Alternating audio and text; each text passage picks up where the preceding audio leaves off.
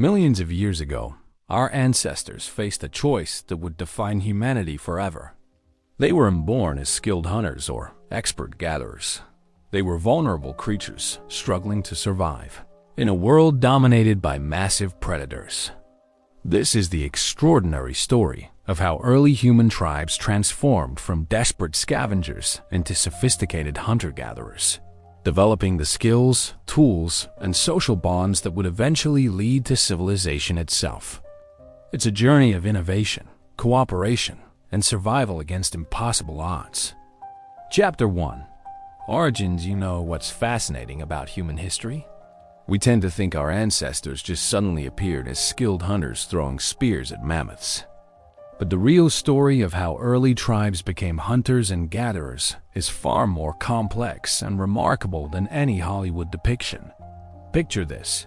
Roughly 2.6 million years ago, our earliest human ancestors weren't the apex predators we imagine. They were small, vulnerable creatures living in the vast landscapes of Africa, struggling to survive in a world dominated by massive predators with far sharper teeth and claws. These weren't the confident hunters of popular imagination. They were opportunistic scavengers, competing with hyenas and vultures for leftover scraps. The journey from these humble beginnings to becoming sophisticated hunter-gatherers represents one of the most extraordinary transformations in the history of life on Earth. It's a story that spans millions of years, countless generations, and fundamentally shaped what it means to be human. Our story begins in Africa, specifically in the Great Rift Valley, where the earliest evidence of our human ancestors emerges. The geological forces that created this dramatic landscape also created the conditions that would forge our species. As the continent slowly tore apart along the rift, forests gave way to savannas, forcing our tree-dwelling ancestors to adapt to life on the ground. The earliest members of our lineage, creatures like Australopithecus, were caught between two worlds. They retained some ability to climb trees, a crucial skill for escaping ground-dwelling predators, but they had also developed the ability to walk upright across open terrain. This bipedalism would prove to be one of the most significant adaptations in human evolution, freeing their hands for other tasks. But walking upright came with trade-offs. These early hominins lost much of the physical prowess of their ape cousins. They couldn't climb as quickly, they couldn't run as fast, and they lacked the powerful jaws and large teeth needed to process tough plant materials. In many ways, they seemed ill-equipped for survival in the harsh African landscape. Yet within these apparent weaknesses lay the seeds of extraordinary innovation. Unable to rely purely on physical strength, these early humans began to develop something far more powerful: the ability to think, plan, and cooperate. The fossil record from this period reveals a gradual but unmistakable trend toward larger brain sizes, suggesting that intelligence was becoming increasingly important for survival. The evidence from sites like Tikika in Ethiopia tells a remarkable story. Here, archaeologists discovered animal bones bearing cut marks dating back 3.4 million years. Clear evidence that our ancestors were using stone tools to strip meat from carcasses and crack bones to access nutritious marrow. These weren't sophisticated tools, mind you. They were likely just sharp-edged rocks picked up and used as needed, but they represent a crucial cognitive leap. What makes this discovery so significant is that no actual tools were found at the site, only the evidence of their use. This suggests that our ancestors hadn't yet learned to deliberately shape stone tools, but they had developed the intelligence to recognize useful shapes and employ them for specific tasks. It is the difference between using a stick you find on the ground and crafting a spear from scratch. The landscape these early humans inhabited was dramatically different from today's Africa. During the Pliocene epoch, much of East Africa was covered in woodlands and forests, with rivers and lakes providing abundant water. This environment offered both opportunities and challenges. The woodlands provided fruits, nuts, and tubers, while the water sources attracted animals that could be scavenged or, eventually, hunted. But this landscape was also dangerous. Massive predators roamed these ancient forests, saber-toothed giant hyenas and crocodiles that dwarfed their modern descendants. Our ancestors shared this world with other human-like species, creating competition for resources and safe territories. Survival required not just individual cunning, but group cooperation. Archaeological evidence suggests that even at this early stage, our ancestors were living in small groups. Fossil sites often contain the remains of multiple individuals, suggesting they lived, traveled, and died together. This social behavior was crucial for survival. Individuals working alone stood little chance against the dangers of the ancient African landscape. The transition from occasional tool use to regular tool making represents one of the most significant developments in human evolution. Around 2.6 million years ago, we see the first evidence of deliberately manufactured stone tools. The Oldowan industry, named after Olduvai Gorge in Tanzania, where they were first discovered by Louis and Mary Leakey. These Oldowan tools were simple but effective. By striking one stone against another, early tool makers could produce sharp flakes suitable for cutting meat, scraping hides, or processing plant materials. The core that remained after flaking could serve as a chopper or hammer. While crude by later standards, these tools represented a profound cognitive advancement, the ability to envision a desired outcome and work systematically toward achieving it.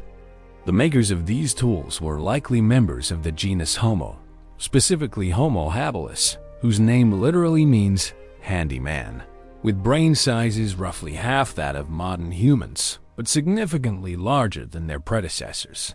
Homo habilis possessed the cognitive capacity to not only use tools, but to teach tool-making techniques to others, ensuring the knowledge would survive across generations. But tool-making was just one part of a larger transformation. These early humans were also developing increasingly sophisticated foraging strategies. Rather than simply wandering in search of food, they began to demonstrate detailed knowledge of their environment, understanding seasonal patterns, knowing where to find water during dry periods, and recognizing which plants were edible and when they would be available. Evidence from sites like Blombos Cave in South Africa shows that hunters were using sophisticated tracking techniques by 100,000 years ago. The site contains evidence for the systematic processing of specific animal species, suggesting that hunters were selectively targeting particular prey based on detailed knowledge of their behavior and value. The social organization of hunting also evolved dramatically during the Paleolithic period. Early hunting was likely opportunistic and involved entire groups working together. But as weapons and techniques became more sophisticated, hunting began to involve specialized roles and complex coordination between different group members.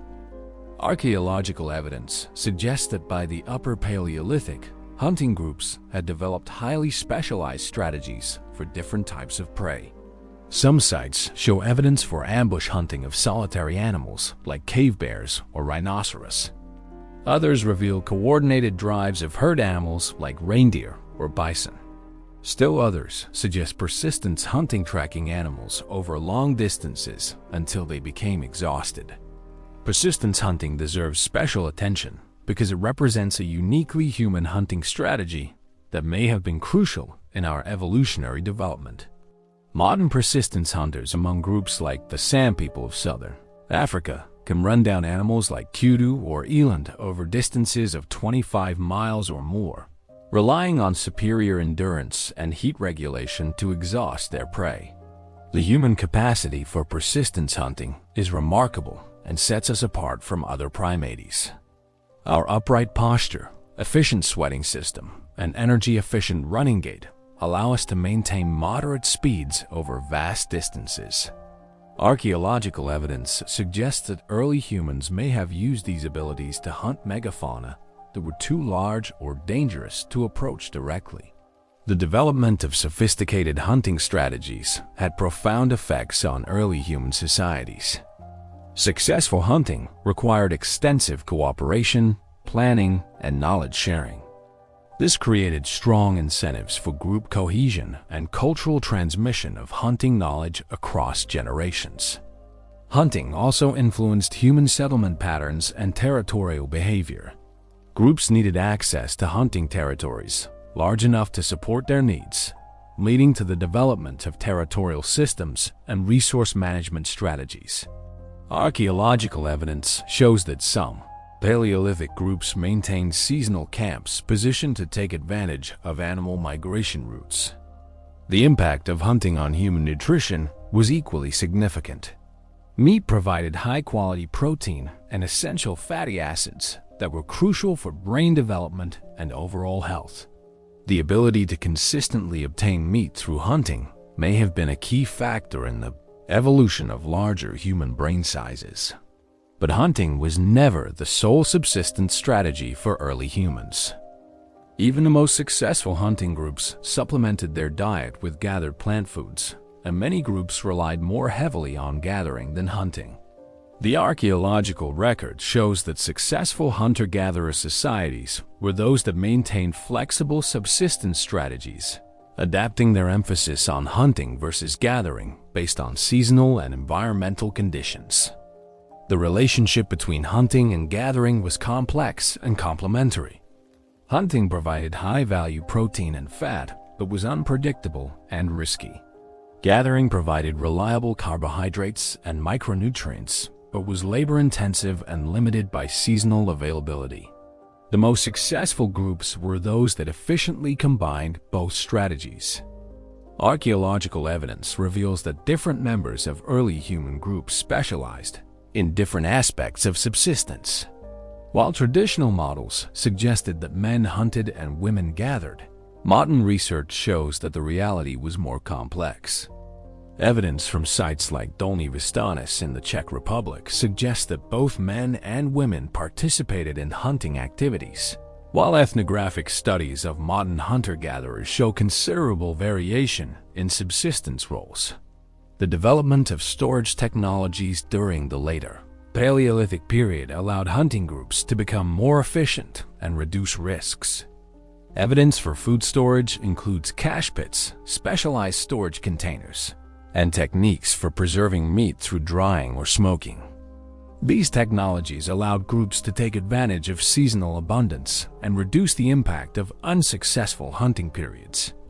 Storage also enabled more complex social relationships through delayed reciprocity. Groups could share surplus meat with allies during times of abundance, expecting similar treatment when their own hunting was less successful. This created networks of mutual obligation that strengthened social bonds and reduced survival risks.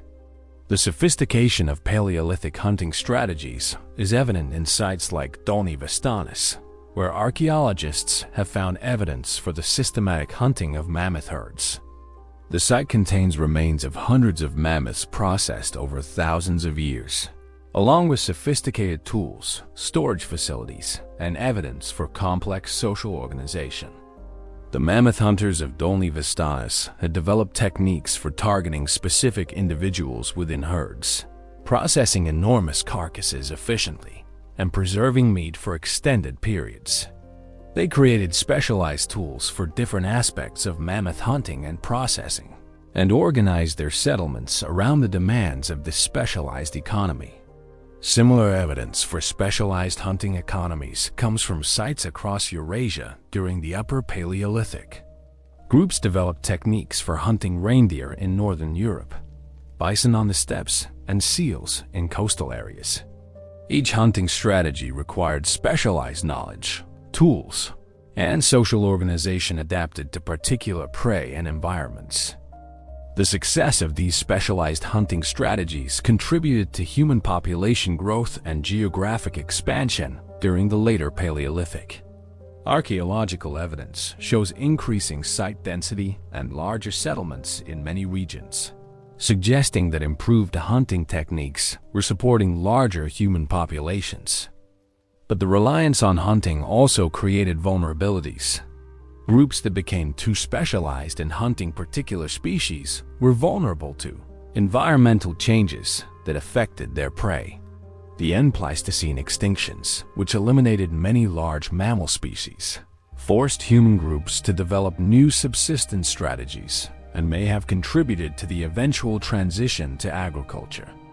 The hunting strategies developed during the Paleolithic period represent one of humanity's greatest achievements. They demonstrate our species' remarkable ability to adapt to diverse environments, develop complex technologies, and organize sophisticated social systems. The skills and knowledge developed by Paleolithic hunters provided the foundation for all subsequent human societies and remain evident in modern hunting cultures around the world. Chapter 2. Fire Masters. The mastery of fire represents perhaps the most transformative moment in human prehistory.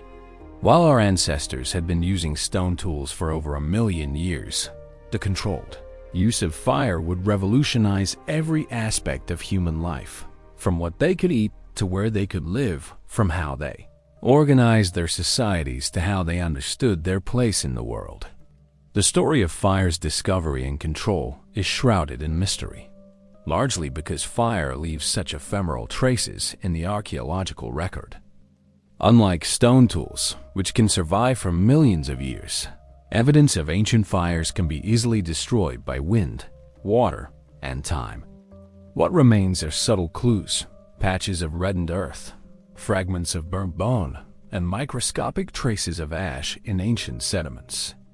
The earliest convincing evidence for controlled fire comes from Wonderwork Cave in South Africa, dating to approximately 1,000,000 years ago.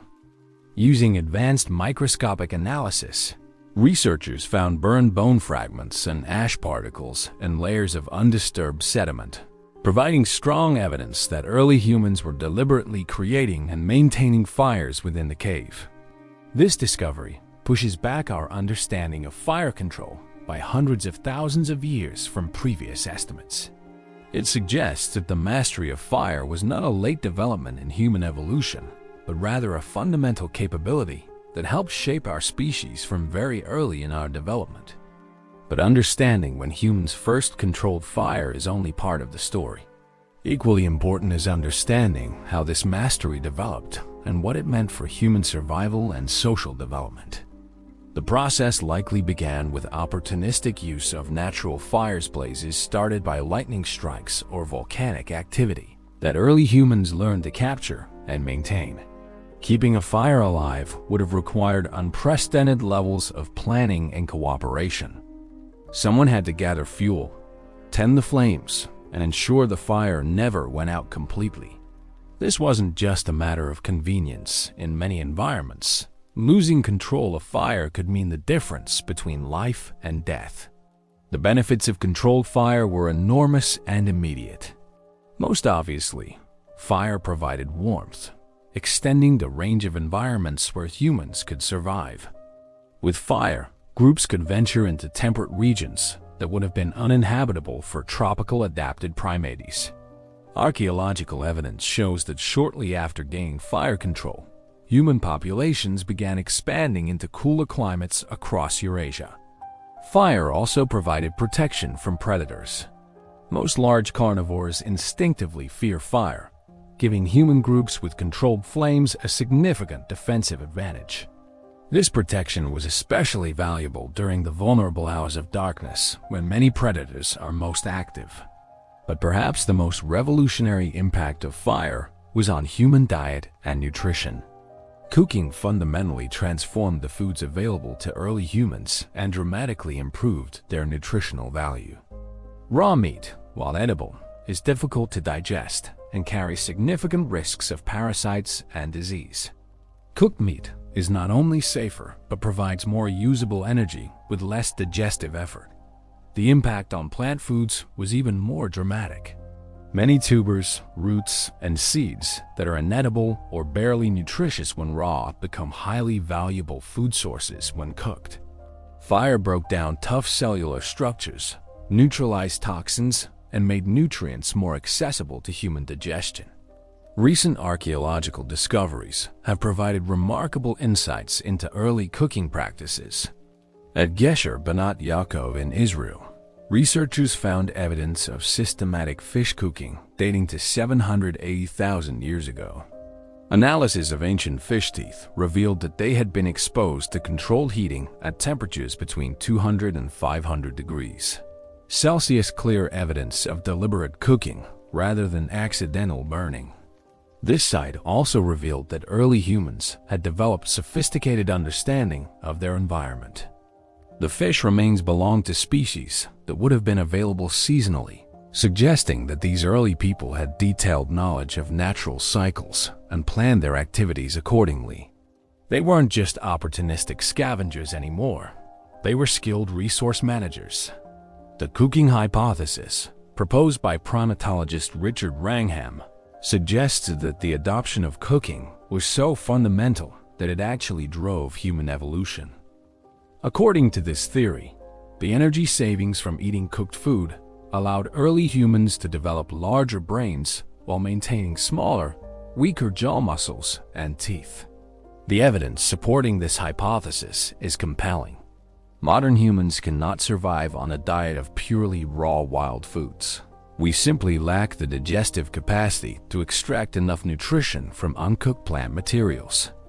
This suggests that cooking became obligatory for our species at some point in our evolutionary history. The timing aligns remarkably well with major changes in human anatomy. The emergence of Homo erectus around 1.8 million years ago coincided with significant increases in brain size and decreases in tooth and jaw robusticity. These changes would make sense if cooked foods had become a regular part of the diet, reducing the need for powerful chewing muscles while providing the energy needed to support larger brains. Fire also transformed human social behavior in profound ways. Cooking required planning, coordination, and resource sharing on scales previously unknown. Someone had to gather fuel, prepare food, and tend the fire while others hunted or foraged. This division of labor likely strengthened social bonds and encouraged the development of more complex group organization. The extension of useful daylight through firelight had equally important social implications. For the first time in primate evolution, humans could remain active and social after dark. This additional time for interaction, planning, and knowledge sharing may have accelerated cultural development and innovation.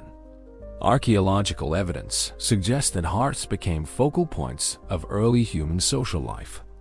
At sites across Africa and Eurasia, we find evidence that activities were organized around central fire areas. Tools were made, food was prepared, and presumably stories were shared in these communal spaces. The psychological impact of fire control should not be underestimated. For creatures that had evolved in an environment where they were often prey rather than predators, the ability to create and control this powerful natural force must have been profoundly empowering.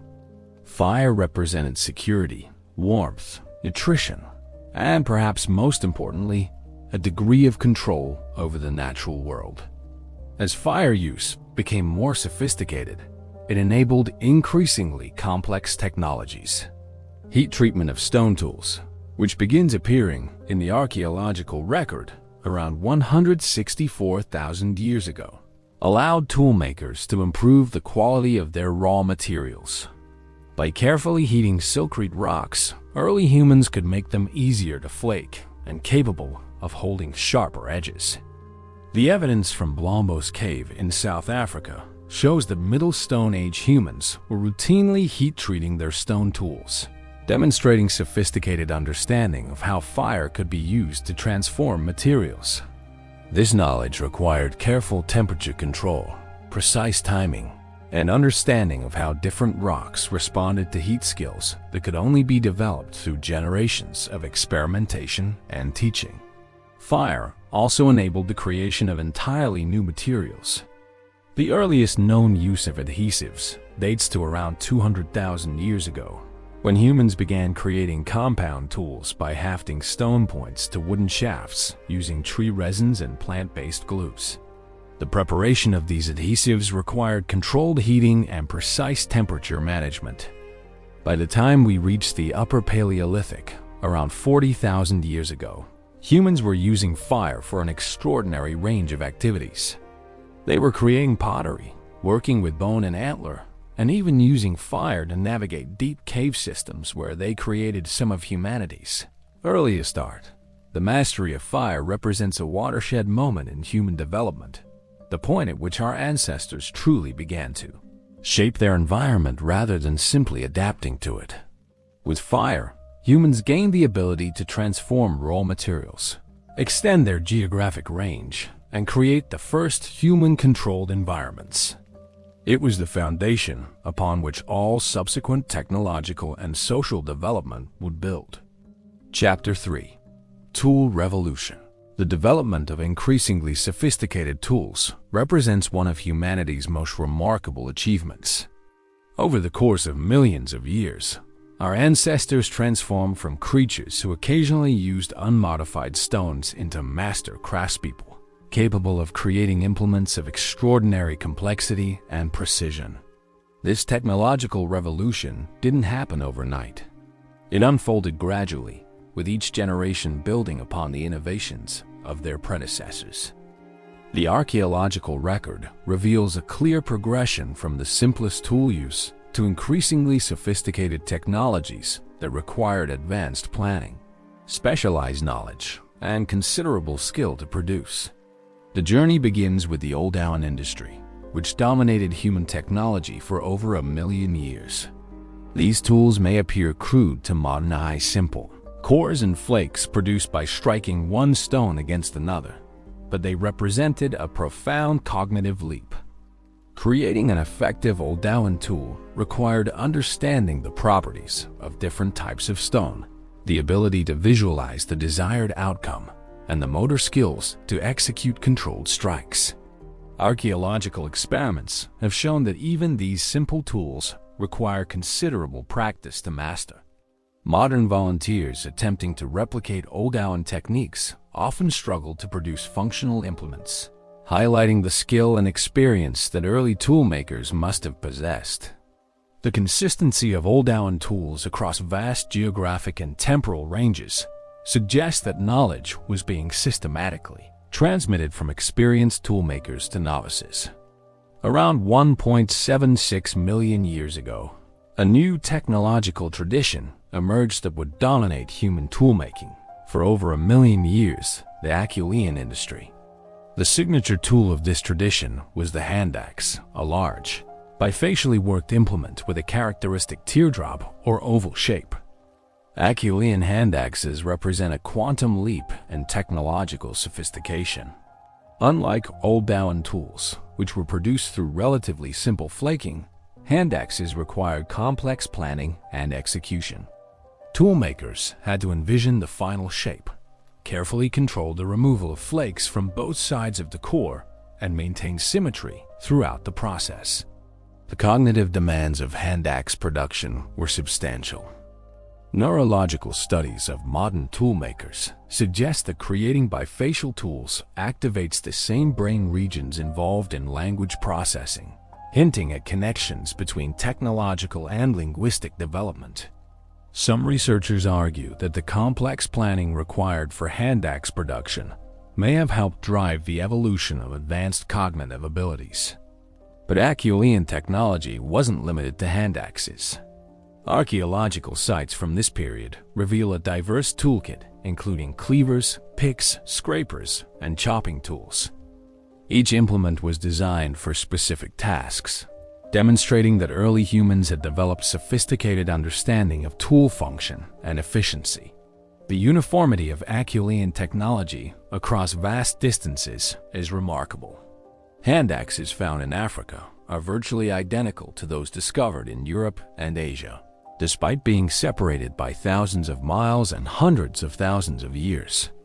This consistency suggests not only that technological knowledge was being transmitted within groups, but that it was spreading between populations across continents.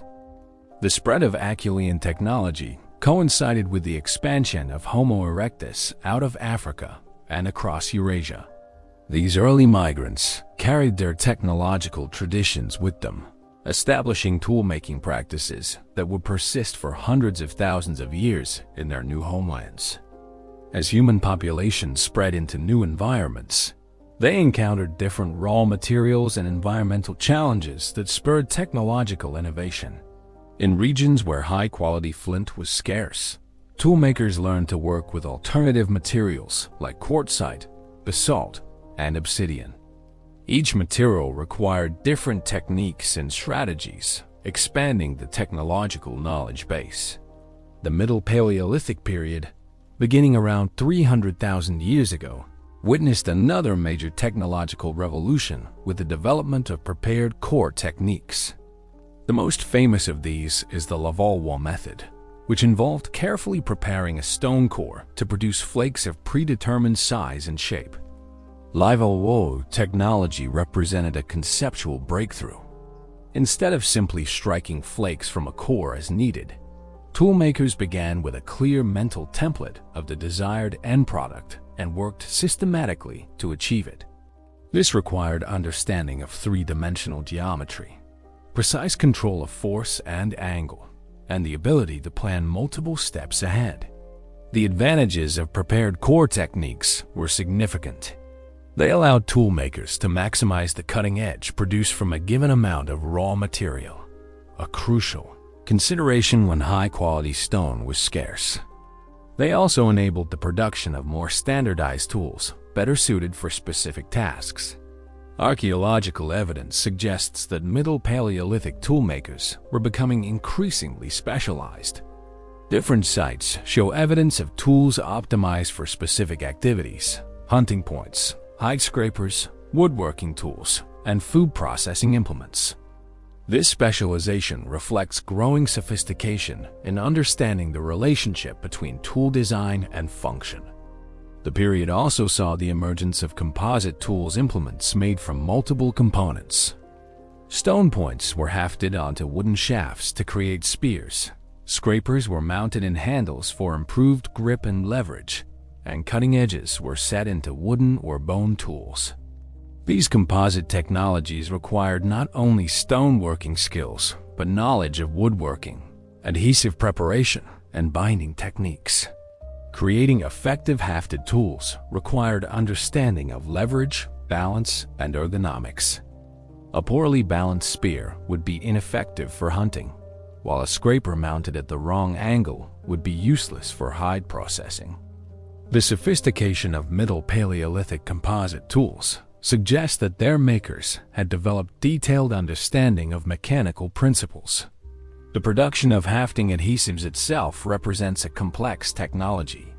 Archaeological evidence shows that Middle Paleolithic humans were creating sophisticated glues from tree resins and other organic materials. These adhesives required careful preparation, precise temperature control, and timing knowledge that could only be acquired through extensive experimentation and teaching. The Upper Paleolithic period, beginning around 40,000 years ago, witnessed an explosion of technological innovation. Tool diversity increased dramatically, with archaeological sites revealing dozens of specialized implement types. Blade technology became dominant, producing tools that were longer, sharper, and more efficient than previous designs. Blade production required mastery of advanced knapping techniques. Toolmakers learned to prepare cylindrical cores from which they could strike off long, narrow flakes with razor-sharp edges. A single blade core could produce far more cutting edge than previous technologies, representing a major advance in efficiency. The period also saw the emergence of entirely new tool categories. Bone and antler working became sophisticated arts, producing needles, awls, spear throwers, and decorative objects. These organic tools often preserve better than stone implements, providing detailed insights into Upper Paleolithic technology. Perhaps most remarkably, Upper Paleolithic toolmakers began creating projectile weapons of unprecedented sophistication. Spear throwers, atlatls, used principles of leverage to dramatically increase the range and force of thrown spears. Bow and arrow technology, while possibly earlier, became widespread during this period, providing hunters with accurate, long-range weapons. The development of projectile technology had profound implications for hunting efficiency and safety. Hunters could now engage large, dangerous animals from safer distances, reducing injury risk while increasing success rates. This technological advantage may have contributed to the extinction of many Pleistocene megafauna. The social implications of advanced tool technology were equally significant. Complex tools required specialized knowledge that took years to master. This created opportunities for specialization within groups, with some individuals becoming expert toolmakers, while others focused on hunting, gathering, or other activities. The transmission of technological knowledge also became increasingly important. Complex techniques couldn't be learned through simple observation. They required active teaching and prolonged practice. This need for knowledge transmission may have accelerated the development of language and teaching behaviors. Archaeological evidence suggests that by the late Paleolithic, human groups were trading raw materials and finished tools across vast distances. High-quality stone, shells, and other materials were moved hundreds of miles from their sources, indicating the existence of trade networks that connected distant communities. This trade in tools and materials represents the emergence of the first technological networks, systems of knowledge sharing and resource exchange that connected human communities across continents. These networks would prove crucial for the rapid spread of innovations and the acceleration of technological development. The tool revolution fundamentally transformed human capabilities and social organization. With increasingly sophisticated implements, our ancestors could exploit new food sources, inhabit previously uninhabitable environments, and create the first human-modified landscapes. It was a transformation that would culminate in the development of agriculture and the emergence of complex civilizations. Chapter 4: Social Bonds. The evolution of human social organization represents one of the most complex and fascinating aspects of our species' development. While our closest primate relatives live in relatively simple social groups, early humans developed unprecedented levels of cooperation, resource sharing, and group coordination that would become the foundation of all subsequent human societies. Understanding how early human social bonds developed requires examining the archaeological evidence with careful attention to what it reveals about group size, organization, and behavior. Unlike tools and fire, social relationships don't fossilize, but they leave subtle traces in the archaeological record that skilled researchers can interpret. The earliest evidence suggests that our human ancestors were living in small groups from very early in their development. Fossil sites like those at Latoli in Tanzania, where Mary Leakey discovered the famous footprint trails, show evidence of multiple individuals traveling together 3.6 million years ago.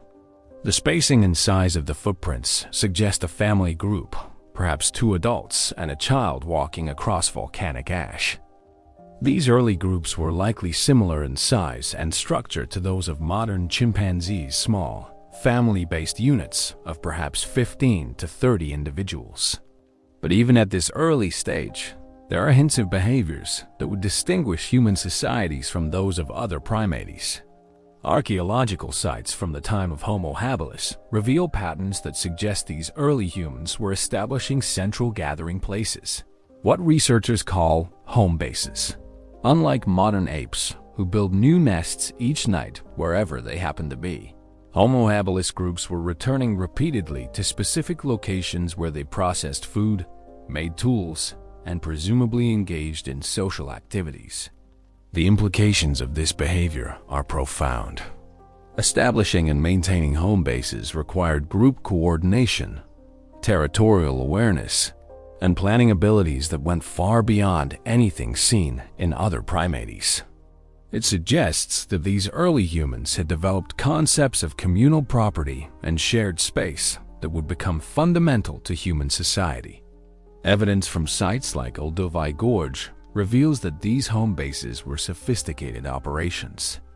Different areas were used for different activities: toolmaking in one area, food processing in another, with central areas that may have been used for communal gathering. This spatial organization implies social rules about how space should be used and who could engage in different activities. The food remains at these sites tell an equally important story about social organization. The presence of large animal bones alongside stone tools suggests that groups were sharing substantial food resources. Unlike modern chimpanzees, who typically consume food individually or share only small amounts, early humans were apparently bringing large quantities of meat back to communal areas for group consumption. This shift toward food sharing would have required fundamental changes in social behavior. Individuals who found or killed animals had to be willing to share with others who hadn't contributed directly to obtaining the food. This suggests the development of reciprocal relationships, the understanding that sharing food today might result in receiving food in the future. Archaeological evidence indicates that these reciprocal relationships extended beyond immediate family groups.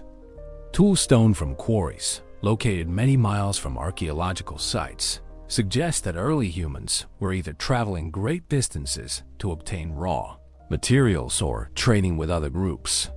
Either way, it indicates social relationships that extended far beyond the immediate band. The development of these extended social networks was crucial for early human survival. Small groups living in isolation would have been vulnerable to environmental changes, disease, or conflicts that could wipe out the entire population. But groups connected to larger social networks could call on allies for help, find new territories if needed, or acquire resources that weren't available locally.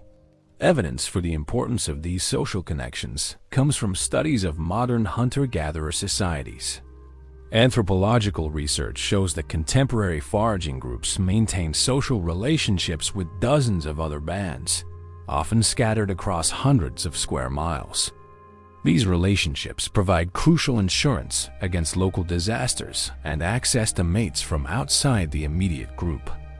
The archaeological record suggests that similar networks existed among early humans. The similarity of tool styles across vast geographic areas implies that knowledge and techniques were being shared between groups. The presence of exotic materials at archaeological sites indicates that groups were connected through trade or direct contact across considerable distances. As human brain sizes increased during the Paleolithic period, so did the complexity of their social organization. The relationship between brain size and social complexity is well established in primate species, with larger brains typically live in larger, more complex social groups. This correlation suggests that growing human intelligence was both driving and driven by increasingly sophisticated social relationships. Anthropologist Robin Dunbar has proposed that there is a cognitive limit to the number of stable social relationships that any individual can maintain, approximately 150 people for modern humans. This Dunbar's number is based on the ratio of brain size to social group size observed across primate species and appears to hold true for human societies throughout history. Archaeological evidence suggests that Paleolithic human groups were organized in a hierarchical structure similar to that observed in modern hunter-gatherer societies. The basic unit was the band, a group of 20 to 40 related individuals who lived and traveled together. Multiple bands would comprise a tribe of 100 to 200 people who shared territory and culture. Several tribes might form a larger ethnic group of 500 to 1,000 people with common language and customs. This hierarchical organization allowed early humans to maintain the benefits of small group cooperation while accessing the resources and security of larger social networks. Band members could rely on intimate knowledge of each other's capabilities and needs, while tribal and ethnic connections provided access to larger pools of potential mates, allies, and resources. The development of complex social hierarchies wasn't without challenges. Larger groups inevitably included individuals who weren't closely related, creating potential for conflict and competition. Archaeological evidence suggests that early humans developed sophisticated mechanisms for managing these tensions. One of the most important of these mechanisms was the development of egalitarian values. Studies of modern hunter-gatherer societies reveal strong cultural emphasis on sharing, cooperation, and resistance to individual accumulation of wealth or power. Archaeological evidence suggests similar values existed among Paleolithic humans. The lack of clear wealth differences in Paleolithic archaeological sites supports this interpretation. Unlike later agricultural societies, where elite burials and monumental architecture reflect social hierarchies, Paleolithic sites show remarkably uniform treatment of individuals. This suggests that early human societies actively worked to prevent the emergence of permanent social inequalities. Egalitarian values were likely enforced through social mechanisms like ridicule, ostracism, or expulsion of individuals who violated group norms. In small bands where everyone depended on everyone else for survival, these social sanctions would have been extremely powerful deterrents to antisocial behavior. The development of symbolic behavior during the Middle and Upper Paleolithic provides important insights into evolving social complexity. The earliest evidence for deliberate burial appears around 100,000 years ago, suggesting that humans had developed concepts of individual identity and group membership that extended beyond death. Burial practices reveal increasingly sophisticated understanding of social relationships. Some individuals were buried with grave goods, tools, ornaments, or other objects that presumably held special meaning. The selection of these objects and their placement with specific individuals suggests that early humans had developed complex concepts of personal identity, social status, and group membership. The emergence of art and personal ornamentation during the Upper Paleolithic represents another major development in social complexity. Cave paintings, carved figurines, and decorated tools suggest that humans had developed sophisticated systems of symbolic communication that went far beyond basic survival needs. These artistic traditions required considerable investment of time and resources with no immediate survival benefit. Their persistence across thousands of years and hundreds of miles suggests they served important social functions, perhaps marking group identity, recording important events, or facilitating social bonding through shared cultural experiences. Archaeological evidence also reveals the development of specialized roles within Paleolithic societies. While all members of hunter-gatherer groups typically participated in food procurement and basic survival activities, there's evidence that some individuals became specialists in particular skills like tool-making, healing, or ritual activities. The presence of particularly skilled toolmakers at some archaeological sites suggests that technical expertise was recognized and valued within early human groups. Similarly, the emergence of ritual specialists, individuals who may have been responsible for conducting burials, creating art, or maintaining cultural traditions, indicates increasing social complexity and role differentiation. Perhaps most importantly, the archaeological record reveals that early human social organization was remarkably flexible and adaptive. Groups could split when resources became scarce, merge when opportunities arose, and reorganize their activities in response to changing circumstances. This flexibility would prove crucial as humans spread across the globe and encountered diverse environmental challenges. The social bonds that developed during the Paleolithic period became the foundation for all subsequent human societies. The values of cooperation, sharing, and mutual support that emerged during this time remain central to human cultures around the world. The networks of trade, alliance, and cultural exchange that connected Paleolithic groups would eventually evolve into the complex global systems that characterize modern human society. Chapter 5. Hunting Strategies. The development of sophisticated hunting strategies represents one of the most dramatic transformations in early human behavior. Our ancestors evolved from scavengers competing with hyenas for leftover scraps into apex predators capable of taking down the largest animals on Earth. This transformation required not just technological innovation, but fundamental changes in social organization, planning abilities, and understanding of animal behavior. The journey from scavenging to hunting was gradual and complex. Early evidence suggests that our ancestors began as opportunistic foragers, taking advantage of whatever protein sources they could find. Cut marks on ancient bones show that early hominins were processing animal carcasses as far back as 3.4 million years ago. But whether they were hunting these animals or simply scavenging remains unclear. The distinction between hunting and scavenging is crucial for understanding early human development. Scavenging requires intelligence and tool use, but doesn't demand the complex planning, cooperation, and risk management that characterize true hunting.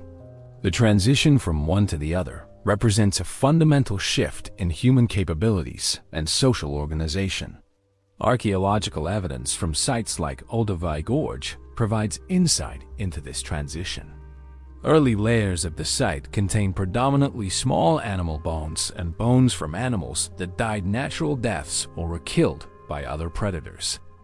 But as we move forward in time, we see increasing evidence of deliberate hunting bones from prime-age animals with kill patterns consistent with human predation. One of the earliest clear examples of organized hunting comes from Schningen in Germany, where archaeologists discovered a remarkable cache of wooden spears dating to approximately 400,000 years ago. These spears were sophisticated weapons, carefully shaped from spruce wood, with the points hardened by fire.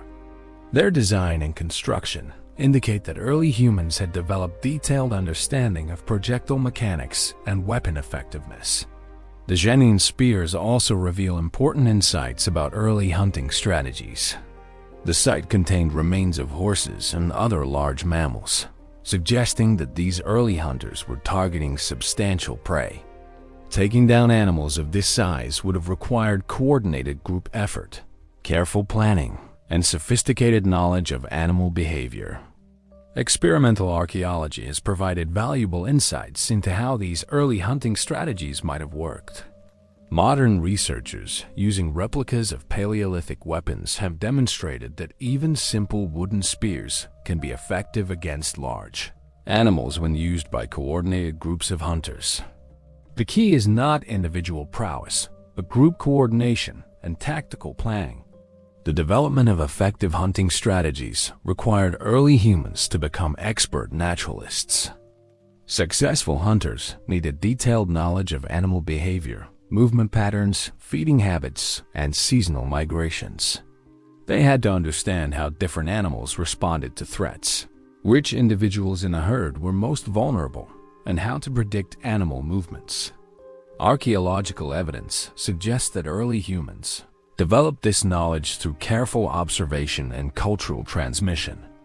Tool assemblages at different sites show clear adaptations to local prey animals, indicating that hunting groups were developing specialized techniques for different species and environments. The site of Atapuerca in Spain provides remarkable evidence for the sophistication of early hunting strategies. Dating to around 400,000 years ago, the site contains remains of elephants, rhinoceros, and other megafauna that could only have been killed through coordinated group effort. The kill patterns suggest that hunters were using sophisticated techniques like driving animals over cliffs or into bog areas where they would be vulnerable. These drive hunting strategies required unprecedented levels of planning and coordination. Groups had to scout terrain, identify suitable killing sites, coordinate the movement of multiple hunting parties, and time their attacks precisely. Such complex operations would have been impossible without advanced communication abilities and sophisticated social organization. The development of projectile weapons marked another major advance in hunting effectiveness. While the earliest evidence for projectile points dates to around 500,000 years ago. These weapons became increasingly common and sophisticated during the Middle and Upper Paleolithic periods. Projectile weapons transformed hunting in fundamental ways. They allowed hunters to engage dangerous animals from safer distances, reducing injury risk while increasing success rates. They also enabled new hunting strategies, stalking individual animals rather than relying purely on group drives, and targeting animals in environments where close approach would be difficult or impossible. The production of effective projectile points required advanced technical skills. The points had to be precisely shaped to ensure proper flight characteristics, sharp enough to penetrate hide and muscle, and strong enough to withstand impact. Creating such points consistently required years of training and considerable expertise. Archaeological evidence reveals that different human populations developed specialized projectile technologies, adapted to their particular environments and prey animals. African sites show evidence for light, sharp points suitable for hunting antelope and other fleet animals. European sites contain heavier points designed for penetrating the thick hides of mammoth and rhinoceros. The emergence of composite projectile weapons, spears and arrows with stone points hafted to wooden shafts, represented another major technological advance. These weapons were more effective than simple wooden spears and could be repaired or modified as needed. But creating effective composite weapons required mastery of multiple technologies: stoneworking, woodworking, and adhesive preparation. Perhaps the most sophisticated projectile technology was the spear thrower or atlatl, which used principles of leverage to dramatically increase the range and force of thrown spears. Archaeological evidence for spear throwers dates to at least 30,000 years ago, though they may have been invented much earlier. Spear throwers required considerable skill to use effectively, but provided enormous advantages to those who mastered them. Experiments with replica weapons show that skilled users can achieve ranges of over 100 meters with deadly accuracy. This technology would have made hunters far more effective against large, dangerous animals. The development of bow and arrow technology, while its exact origins remain debated, represents the culmination of Paleolithic projectile weapon development. Bows provided even greater range and accuracy than spear throwers, while being easier to use in dense vegetation or confined spaces. Archaeological evidence for bow technology includes specialized arrow points, bow and arrow straighteners, and occasional preservation of actual bow fragments. The sophistication of these artifacts suggests that bow technology was well developed by the end of the Paleolithic period. But hunting success depended on more than just weapons technology. Archaeological evidence reveals that Paleolithic hunters developed sophisticated understanding of animal behavior and ecology. They knew when and where different animals would be vulnerable, how to track wounded prey, and how to predict seasonal movements. Chapter 6. Gathering Wisdom. While hunting often captures the imagination when we think about early human survival, the reality is that gathering wild plants, insects, honey, and other natural resources provided the foundation of human subsistence for millions of years. The development of sophisticated gathering strategies required intimate knowledge of the natural world, complex seasonal planning, and innovative processing techniques that were every bit as advanced as contemporary hunting technologies. The importance of gathering in early human societies cannot be overstated. Ethnographic studies of modern hunter-gatherer groups consistently show that gathered foods typically provide 60 to 80% of total calories, with hunting providing the remainder. While these percentages varied based on environment and season, plant foods formed a reliable foundation upon which human societies were built. Archaeological evidence for early gathering activities is often more difficult to detect than evidence for hunting, because plant materials preserve poorly in most conditions. However, sophisticated analytical techniques are revealing increasing evidence for the antiquity and complexity of human gathering behaviors. Some of the earliest evidence comes from sites in South Africa, where researchers have found ancient plant processing tools and evidence for the systematic collection of underground storage organs, USOs, like tubers and bulbs. These underground plant parts were crucial resources for early humans because they provided concentrated carbohydrates and were available year-round in many environments. The site of Wonderwork Cave contains evidence for plant processing activities dating back over 1 million years. Microscopic analysis of ancient sediments has revealed starch grains from various plant species, along with the remains of grinding stones and other plant processing tools. This evidence suggests that early humans had already developed sophisticated techniques for making plant foods more digestible and nutritious. Processing plant foods was often essential because many wild plants are inedible or barely nutritious in their raw state. Techniques like grinding, leaching, fermentation, and cooking could transform toxic or indigestible plant materials into valuable food sources. The development of these processing techniques required extensive experimentation and detailed knowledge of plant chemistry. Archaeological evidence from Border Cave in South Africa reveals that humans were systematically collecting and processing grass seeds by 170,000 years ago. The site contains grinding stones with microscopic plant residues that show these early people were creating primitive flours from wild grasses, a precursor to the cereal agriculture that would later transform human societies. The knowledge required for successful gathering was encyclopedic in scope. Gatherers needed to identify hundreds of plant species, understand their seasonal availability, know which parts were edible and when, and recognize signs of ripeness, toxicity, or disease. This knowledge also had to include understanding of plant ecology, where different species grew, how they responded to environmental conditions, and how human harvesting affected plant populations. Modern studies of hunter-gatherer societies provide insight into the complexity of this knowledge. The Ru-Home people of the Kalahari Desert, for example, have detailed knowledge of over 300 plant species, including their locations, seasonal availability, preparation methods, and medicinal properties. This knowledge is acquired over decades of learning and represents one of humanity's oldest and most sophisticated information systems.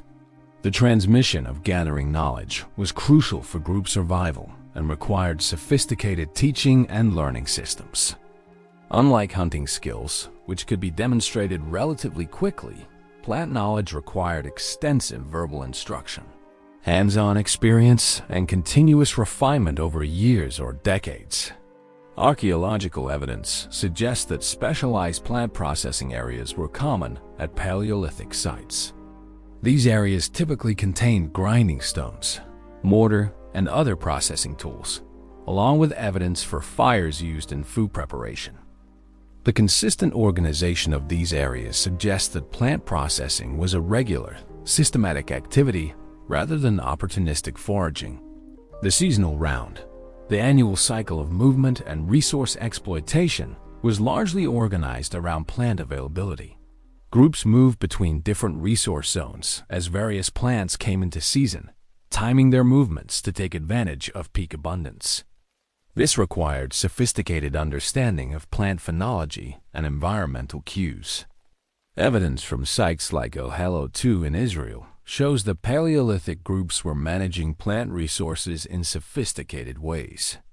The site contains evidence for the systematic harvesting of wild cereals, along with tools specifically designed for processing these resources.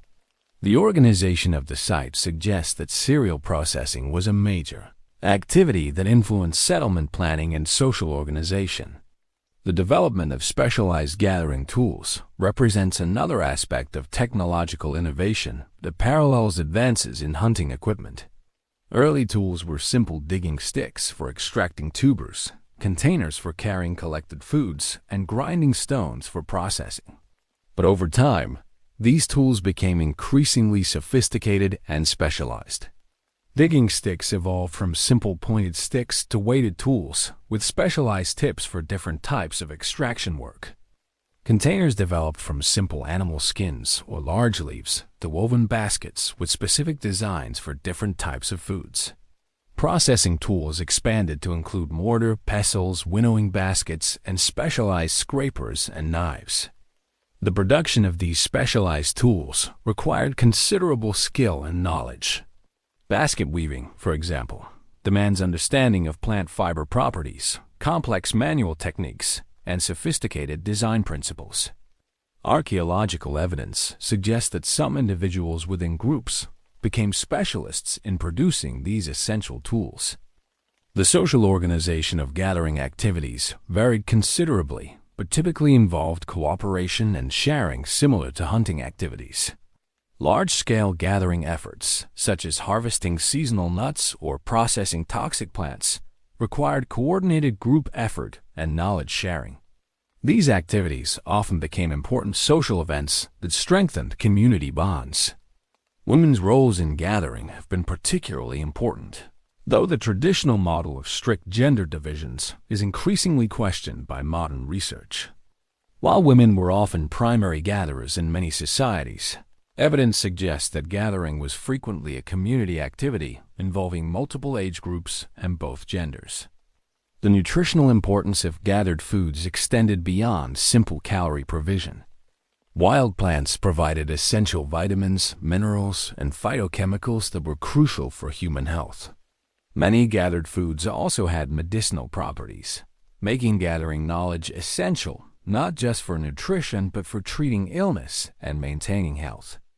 Archaeological evidence from Shanidar Cave in Iraq suggests that Neanderthals were using medicinal plants over 60,000 years ago. Pollen analysis of ancient burials revealed the presence of several plants with known therapeutic properties, suggesting sophisticated understanding of plant medicine that may have been shared with contemporary, early modern humans. The development of fermentation technologies represents one of the most sophisticated aspects of plant processing. Archaeological evidence suggests that humans were fermenting plant materials to create alcoholic beverages by at least 13,000 years ago, and possibly much earlier. Fermentation not only preserved foods but created new nutritional and psychoactive compounds. Fire played a crucial role in plant processing, just as it did in hunting and other aspects of human life. Cooking made many plant foods more digestible and nutritious while neutralizing toxins. But humans also learned to use fire for more sophisticated plant processing techniques, like roasting nuts to remove bitter compounds or smoking tubers for preservation. The use of earth ovens pits lined with hot stones for slow-cooking plant foods represents a particularly sophisticated cooking technology. These ovens could process large quantities of plant materials simultaneously, and were especially useful for treating foods that required long cooking times to become digestible. Seasonal storage of plant foods became increasingly important as human societies became more complex. Archaeological evidence shows that Upper Paleolithic groups were creating sophisticated storage systems for nuts, seeds, and other plant materials. These storage systems allowed groups to maintain larger populations and reduce their vulnerability to seasonal food shortages. The knowledge systems surrounding plant resources also influenced human cognitive development. Managing information about hundreds of plant species, their properties, and their seasonal availability required sophisticated memory systems and categorical thinking. Some researchers argue that the demands of plant knowledge may have contributed to the evolution of human language and cultural transmission systems. Trade networks often centered around valuable plant resources. Archaeological evidence shows that certain plant materials like ochre for pigments or specific medicinal plants were traded over vast distances. These trade networks helped spread knowledge about plant uses and processing techniques between different groups. The relationship between gathering and environmental management was complex and sophisticated. Rather than simply collecting whatever was available, successful gathering groups practiced forms of resource management that enhanced the productivity of their environments. This might include selective harvesting that promoted plant reproduction, controlled burning to enhance habitat quality, or even primitive forms of cultivation. Evidence from Australia suggests that Aboriginal groups were practicing sophisticated forms of landscape management for tens of thousands of years. Controlled burning increased the productivity of many plant species while creating habitat mosaics that supported diverse resources. Similar practices may have been employed by Paleolithic groups in other regions. The gathering strategies developed during the Paleolithic period provided the knowledge base that would eventually lead to the development of agriculture. Understanding of plant reproduction, seasonal cycles, and processing techniques gained through thousands of years of gathering experience provided the foundation for plant domestication and farming. But gathering remained important even after the development of agriculture. Most early farming societies continued to rely heavily on wild plant foods to supplement their cultivated crops. The knowledge and techniques developed by Paleolithic gatherers continued to play crucial roles in human nutrition and survival well into the historical period. The wisdom accumulated through millions of years of gathering experience represents one of humanity's greatest intellectual achievements. This knowledge encompassed not just practical information about finding and processing foods, but sophisticated understanding of ecology, botany, chemistry, and environmental management. It provided the foundation for human survival and expansion across the globe and continues to influence human societies today. Chapter 7. Seasonal Rhythms. The development of sophisticated seasonal awareness and planning represents one of the most crucial adaptations in early human evolution. Unlike other primates that live primarily in the present moment, early humans developed the cognitive ability to anticipate future conditions, plan complex seasonal movements, and coordinate group activities across extended time periods. This temporal awareness transformed human societies and enabled our ancestors to thrive in diverse and challenging environments. The archaeological record reveals that by at least 400,000 years ago, human groups were organizing their lives around detailed understanding of seasonal cycles. Evidence from sites across Europe, Africa, and Asia shows that early humans were timing their movements, resource exploitation, and social activities to coincide with predictable environmental changes. Understanding seasonal rhythms required sophisticated knowledge of multiple interconnected natural cycles. Early humans had to track not just the obvious changes of weather and daylight, but also the complex patterns of animal migrations, plant flowering and fruiting, water availability, and resource accessibility. This knowledge had to be precise enough to support life or death decisions about when and where to move, what resources to target, and how to prepare for upcoming challenges. The site of Terra Amata in France provides remarkable evidence for seasonal planning by early humans 400,000 years ago. Archaeological analysis suggests that the site was occupied repeatedly during specific seasons over many years. The presence of particular animal species and the growth patterns of preserved wood fragments indicate that groups returned to this location during late spring or early summer, taking advantage of predictable resource availability. This pattern of seasonal reoccupation required multi-generational knowledge transmission. Groups had to remember not just where to go, but when to arrive, what resources would be available, and how long they could stay. This information had to be passed down from experienced elders to younger group members, creating some of humanity's earliest educational systems. The development of seasonal awareness was closely tied to the expansion of human populations into temperate and northern regions where seasonal variation was more extreme than in tropical Africa. Groups moving into these environments faced dramatic seasonal changes in temperature, daylight, and resource availability that required unprecedented levels of planning and preparation. Archaeological evidence from sites like Boxgrove in England shows that 500,000 years ago, human groups were successfully adapting to highly seasonal environments. The site contains evidence for hunting large mammals during specific seasons and processing plant resources at optimal times for maximum nutritional value. The timing of resource exploitation was crucial for survival in seasonal environments. Many plant foods are only available for brief periods during the year, while animal resources follow complex migration patterns that vary seasonally. Groups that mistimed their movements could find themselves in areas with little available food, facing starvation or forced displacement. Evidence from Qasim Cave in Israel reveals sophisticated seasonal planning by early humans around 400,000 years ago. The site contains evidence for systematic seasonal hunting of fallow deer, with different areas of the cave used for specific activities during different times of year.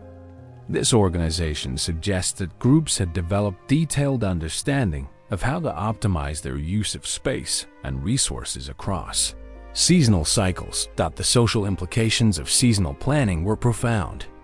Groups had to coordinate their movements with other bands to avoid conflicts over resources while maintaining beneficial social relationships.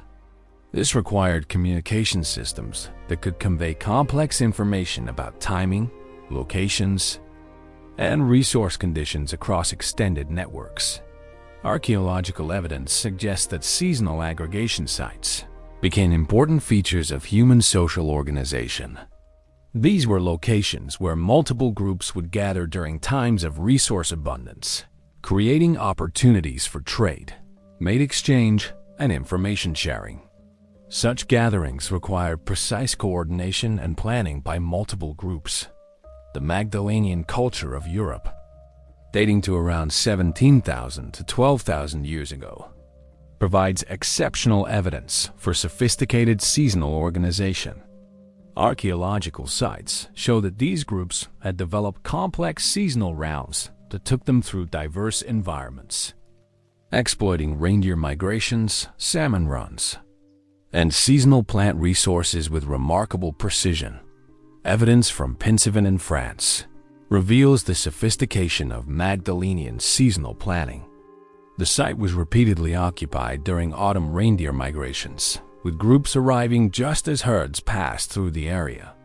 The organization of the site shows that occupants knew exactly how many animals to expect, how long the migration would last, and how to position themselves for maximum hunting success.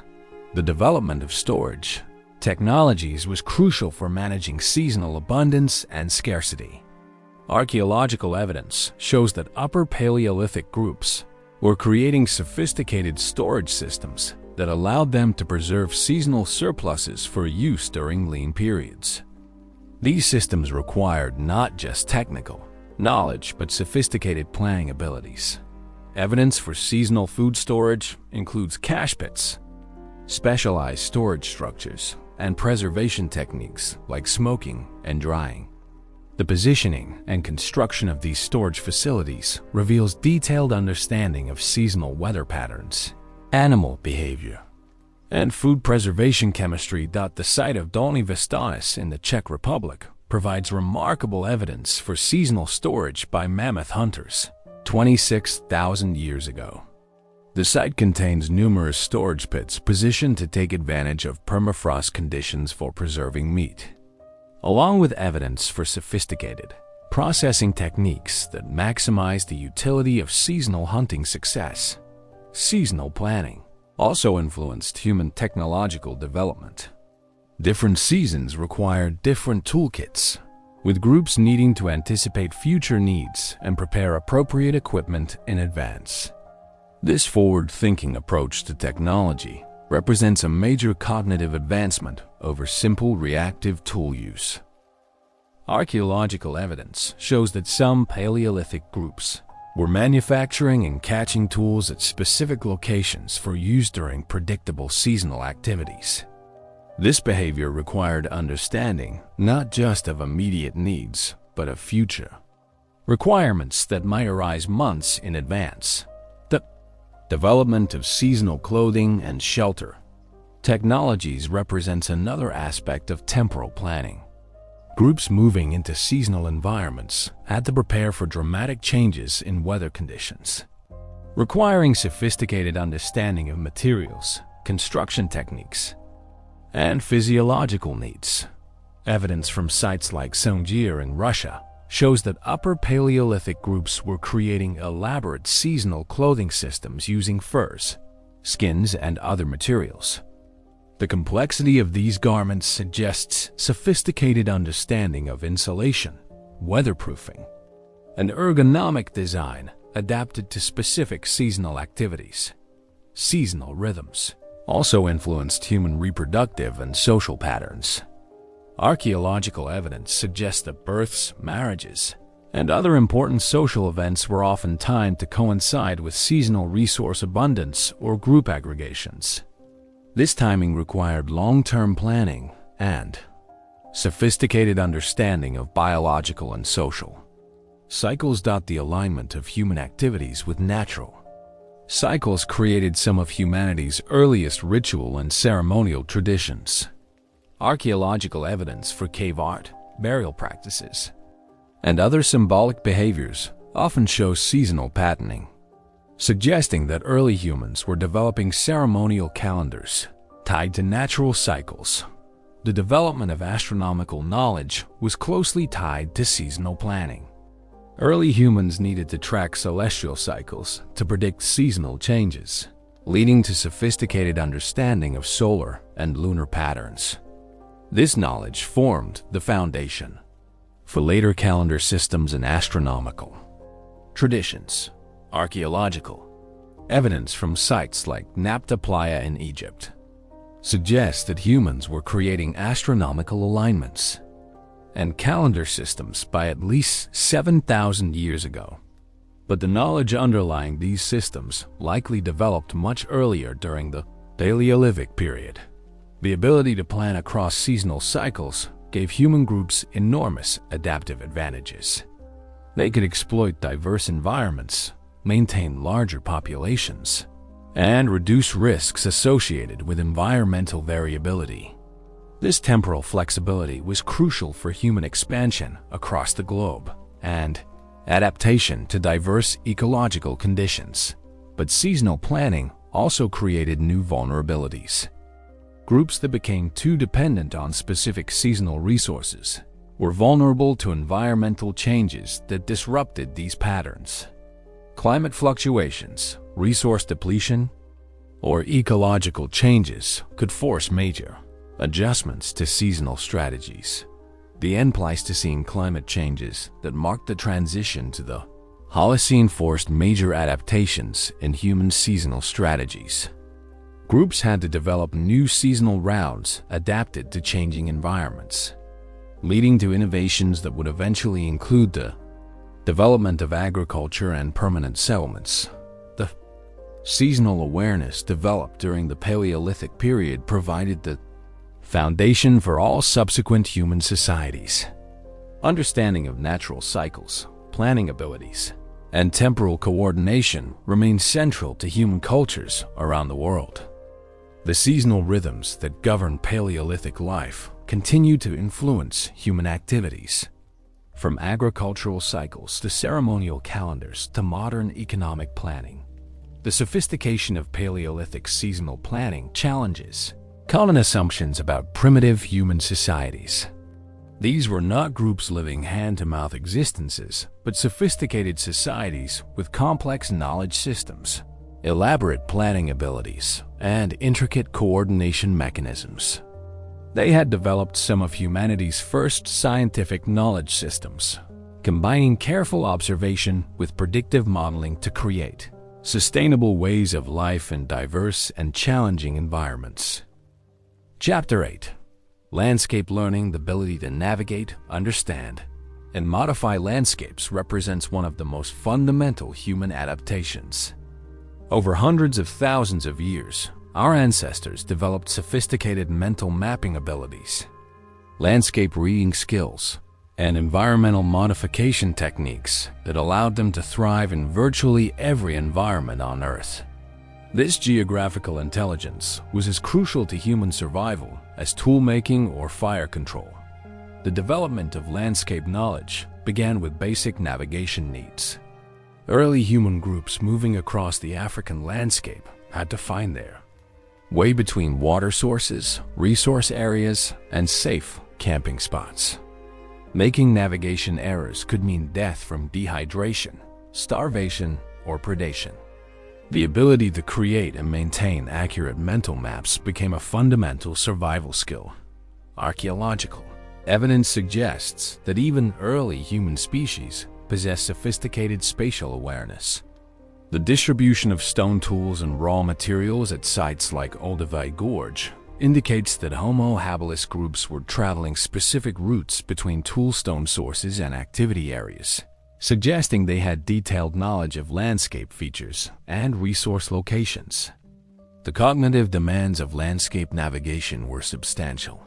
Early humans had to integrate multiple types of information topographic features, vegetation patterns, water sources, animal signs, and celestial cues into coherent mental models of three-dimensional space. This integration required advanced cognitive abilities that distinguished humans from other primates. Modern studies of navigation abilities in hunter-gatherer societies reveal the extraordinary sophistication of traditional landscape knowledge. Aboriginal Australians, for example, can navigate across hundreds of miles of seemingly featureless desert using subtle environmental cues that would be invisible to untrained observers. This knowledge is acquired through decades of learning and represents one of humanity's most remarkable cognitive achievements. The archaeological record reveals that early humans were not just passive inhabitants of landscapes, but active modifiers of their environments. Evidence for landscape modification appears surprisingly early in human prehistory, suggesting that environmental manipulation was a fundamental aspect of human adaptation from very early in our evolution. One of the earliest forms of landscape modification was the use of fire for environmental management.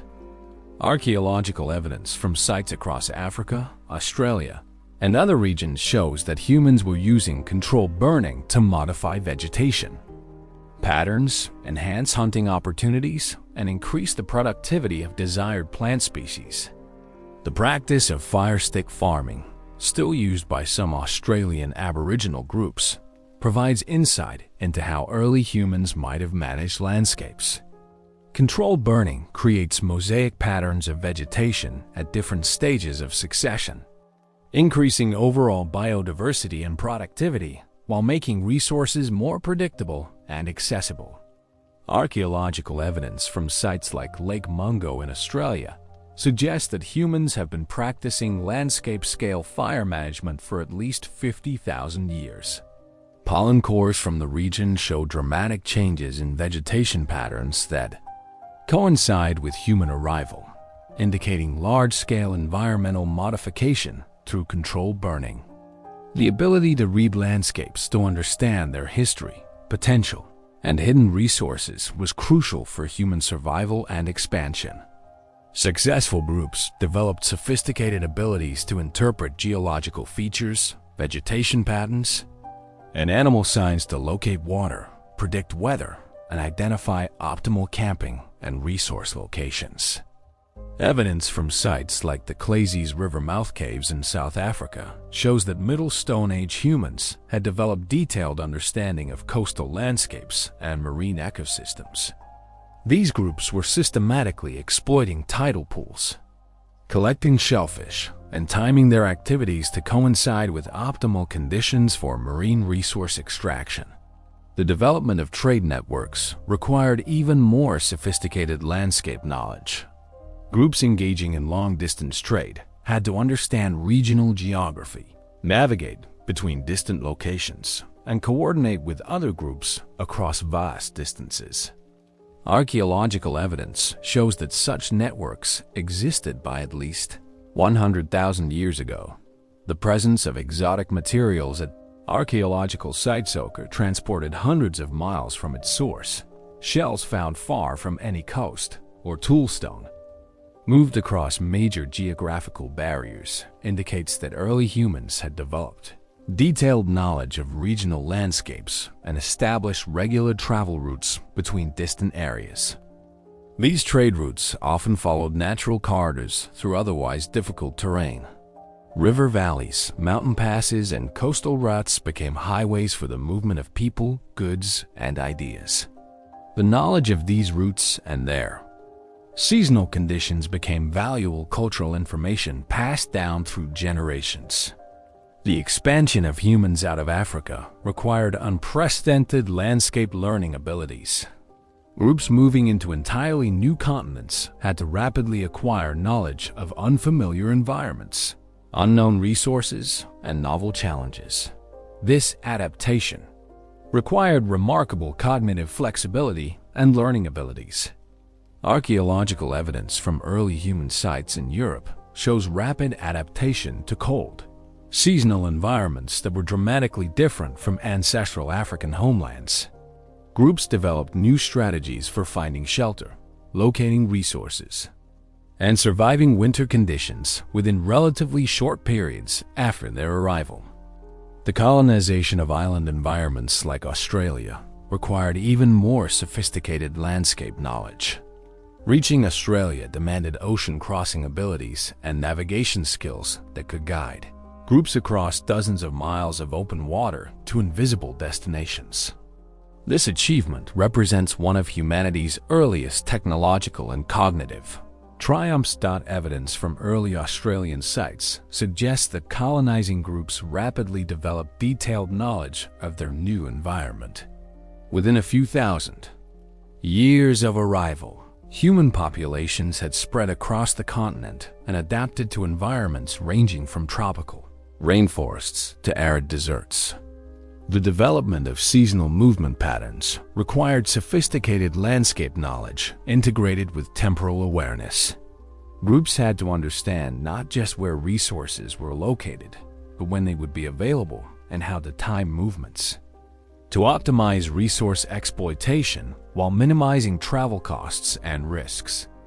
Archaeological evidence from sites like Kalambo Falls in Zambia shows that early humans were organizing their movements around complex understanding of seasonal resource availability across diverse landscape zones.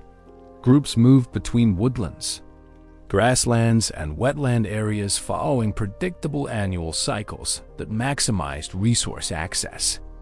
The ability to modify landscapes for resource enhancement represents a major advancement in human-environmental relationships. Rather than simply adapting to existing conditions, humans began actively managing their environments to increase productivity and predictability. Evidence for early landscape management includes the creation of fish traps and weirs, the enhancement of natural water sources, and the selective harvesting of plant species in ways that promoted their continued productivity. These practices required sophisticated understanding of ecological relationships and long-term planning. Abilities. The construction of architectural features in the landscape represents another form of environmental modification. Even simple structures like windbreaks, storage caches, and marked trails required planning, coordination, and landscape knowledge. More complex constructions like the stone circles and alignment found at some Paleolithic sites demonstrate sophisticated understanding of landscape relationships and celestial cycles. The site of Göbekli Tepe in Turkey, while much later than most Paleolithic sites, provides insight into the culmination of landscape knowledge development. This complex of stone circles and carved pillars required detailed understanding of local geology, sophisticated planning abilities, and coordination of large-scale construction projects. Mental mapping abilities were crucial for all aspects of landscape use. Humans had to create and maintain accurate internal representations of three-dimensional space that could guide navigation, resource location, and environmental prediction. These cognitive maps had to integrate diverse types of information and remain accurate across extended time periods. Modern studies of spatial cognition suggest that human mental mapping abilities are among the most sophisticated in the animal kingdom. Humans can create and use maps at multiple scales, from detailed local area knowledge to continental-scale geographical understanding. This ability likely evolved in response to the demands of landscape navigation and resource management. The social transmission of landscape knowledge was crucial for group survival and cultural continuity. Experienced individuals had to pass detailed geographical information to younger group members, creating some of humanity's earliest educational traditions. This knowledge transmission often involved elaborate storytelling, traditions that embedded geographical information in memorable narratives. Evidence from modern hunter-gatherer societies shows that landscape knowledge is often transmitted through complex oral traditions that combine geographical information with cultural and spiritual meanings. These traditions can preserve accurate geographical information across many generations while embedding it in rich cultural contexts. The development of symbolic representations of landscape features may have been one of humanity's earliest forms of abstract thinking. The ability to create mental symbols for geographical features, routes, and relationships provided the cognitive foundation for later developments in art, language, and symbolic thought. Some researchers argue that the earliest cave art may have included primitive maps or landscape representations. While this interpretation remains controversial, it suggests that humans were developing symbolic systems for representing spatial relationships from very early in their cultural development. The landscape learning abilities developed during the Paleolithic period provided the foundation for all subsequent human achievements in geography, exploration, and environmental management. The cognitive abilities required for landscape navigation and modification continue to influence human societies and remain evident in modern geographical knowledge systems. The sophistication of Paleolithic landscape knowledge challenges assumptions about the cognitive abilities of early humans. These were not groups stumbling blindly across unfamiliar terrain, but sophisticated geographical experts with detailed knowledge of vast regions and complex understanding of environmental relationships. Their achievements in landscape learning rank among humanity's greatest intellectual accomplishments. Chapter 9. Great Migration: The Story of Human Migration Out of Africa represents one of the most extraordinary journeys in the history of life on Earth, beginning around 2 million years ago and continuing through multiple waves over hundreds of thousands of years. Our ancestors embarked on an epic odyssey that would eventually carry them to every continent except Antarctica. This wasn't a single exodus, but rather a series of expansions, each driven by different pressures and enabled by evolving technologies and adaptations. The first great migration began with Homo erectus around 1.8 million years ago. These early humans had developed the tools, fire control, and social organization necessary to survive outside their African homeland. But their expansion required unprecedented courage and adaptability. They were venturing into unknown territories with unfamiliar climates, new predators, and completely different resource bases. Archaeological evidence for this early expansion comes from sites across Asia, from the Caucasus Mountains to Southeast Asia. The site of Dmanisi in Georgia has yielded fossils and tools dating to 1.8 million years ago, representing some of the earliest evidence for human presence outside Africa. These early migrants were remarkably similar to their African contemporaries, suggesting that the expansion happened relatively quickly after the species evolved. The journey from Africa to Asia required crossing significant geographical barriers. The Sinai Peninsula provided a land bridge, but groups had to navigate deserts, mountain ranges, and hostile territories controlled by other hominins or dangerous predators. The fact that they succeeded suggests sophisticated planning abilities and remarkable determination. What drove these early migrations remains a subject of debate among researchers. Climate change may have played a role, as shifting patterns of rainfall and temperature could have made some African regions less hospitable while opening new opportunities elsewhere. Population pressure might have been another factor, with successful groups eventually outgrowing their territories and needing to expand into new areas. The expansion into Asia brought early humans into contact with dramatically different environments. The seasonal forests of temperate Asia presented challenges unknown in tropical Africa. Long, cold winters, when plant foods were scarce and temperatures dropped below freezing. Adapting to these conditions required new survival strategies and technological innovations. Archaeological evidence suggests that Asian Homo erectus populations developed specialized adaptations for cold weather survival.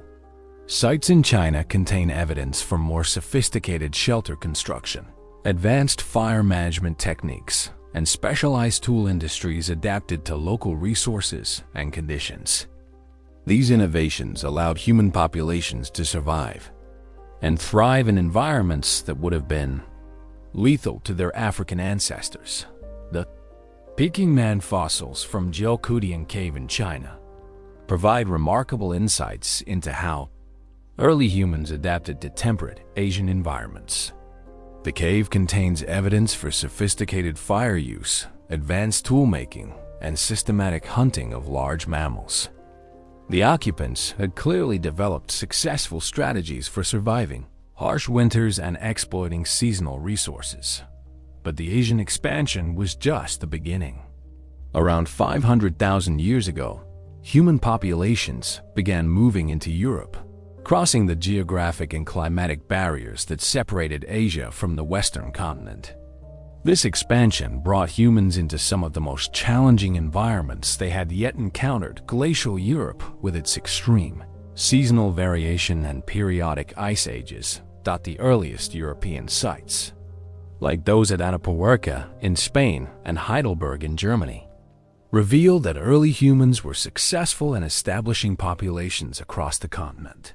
Despite facing unprecedented environmental challenges, they developed new hunting strategies for European megafauna, created more sophisticated shelter technologies, and learned to survive winters that were far harsher than anything their ancestors had experienced.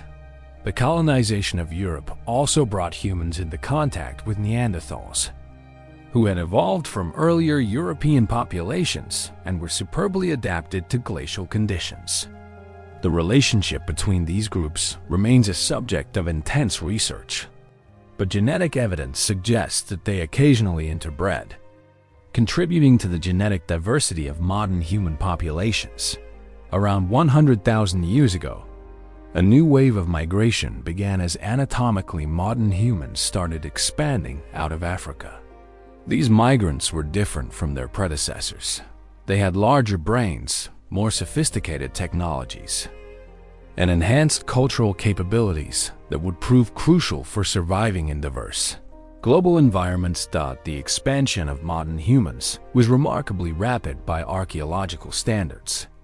Within 60,000 years, human populations had spread across the globe, reaching Australia by 65,000 years ago, Europe by 45,000 years ago, and the Americas by at least 15,000 years ago. This expansion required extraordinary adaptability and innovation. The journey to Australia represents one of humanity's most remarkable achievements. Reaching the continent required ocean crossings of at least 60 miles, demanding sophisticated boat-building technologies and navigation skills. The fact that humans successfully made this journey by 65,000 years ago demonstrates that they had developed advanced maritime technologies far earlier than previously believed. Archaeological evidence from early Australian sites reveals that colonizing populations rapidly adapted to their new environment. Within a few thousand years, they had spread across the entire continent and developed specialized technologies for exploiting diverse Australian ecosystems.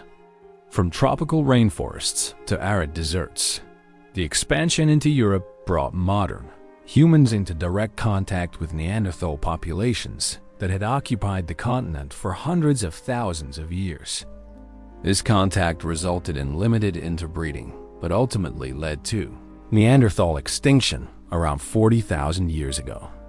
The reasons for this extinction remain debated, but superior technology and cultural adaptation likely gave modern humans competitive advantages. The colonization of the Americas represents the final chapter in humanity's global expansion. The exact timing and route of this migration remain subjects of active research, but most evidence suggests that humans crossed from Asia into North America via the Bering Land Bridge during the last ice age, when sea levels were lower and a land connection existed between the continents. Archaeological evidence from sites like Monte Verde in Chile and Meadowcroft in Pennsylvania suggests that human populations reached the Americas by at least 15,000 years ago and possibly earlier. Once in the Americas, human populations spread rapidly, reaching the southern tip of South America within a few thousand years. The speed of American colonization was remarkable, requiring adaptation to diverse environments from Arctic tundra to tropical rainforests. Early American populations developed sophisticated hunting technologies, including the famous Clovis points, and may have contributed to the extinction of American megafauna like mammoths and giant ground sloths. Each phase of human migration required different adaptations and innovations. Early migrants needed basic survival skills and the ability to exploit new resources. Later migrants required more sophisticated technologies for ocean crossing, extreme climate survival, and competition with established populations. The migrations also had profound effects on human genetic and cultural diversity. As populations spread across the globe, they adapted to local conditions and developed distinctive physical and cultural characteristics. This diversification created the rich tapestry of human variation that characterizes our species today. Island colonization represented some of the most challenging migrations. Reaching islands like Madagascar, the Pacific Islands, and eventually remote places like Easter Island required advanced maritime technologies and navigation skills. These journeys often involved traveling hundreds or thousands of miles across open ocean to reach invisible destinations. The Polynesian expansion across the Pacific represents one of humanity's greatest maritime achievements. Using sophisticated outrigger canoes and advanced navigation techniques based on star patterns, ocean swells, and bird behavior, Polynesian navigators reached islands scattered across millions of square miles of ocean. Archaeological evidence reveals that these maritime migrations continued well into the historical period. The settlement of Madagascar around 1,500 years ago and the colonization of remote Pacific islands like Easter Island around 1,000 years ago demonstrate that human expansion and adaptation continued. Long after the initial global dispersal, the environmental impacts of human migration were often dramatic. The arrival of humans on previously uninhabited landmasses frequently coincided with extinctions of native species, particularly large mammals that had evolved without human predation pressure. This pattern is evident in Australia, the Americas, and many oceanic islands. But humans also brought beneficial changes to many environments. Their fire management practices often increased biodiversity and productivity, while their selective harvesting could enhance the abundance of useful species.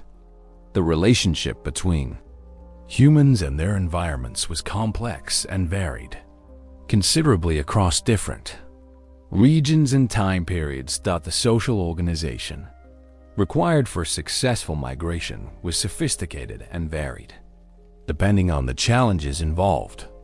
Some migrations might have involved small family groups seeking new resources, while others required large, coordinated expeditions with specialized knowledge and equipment.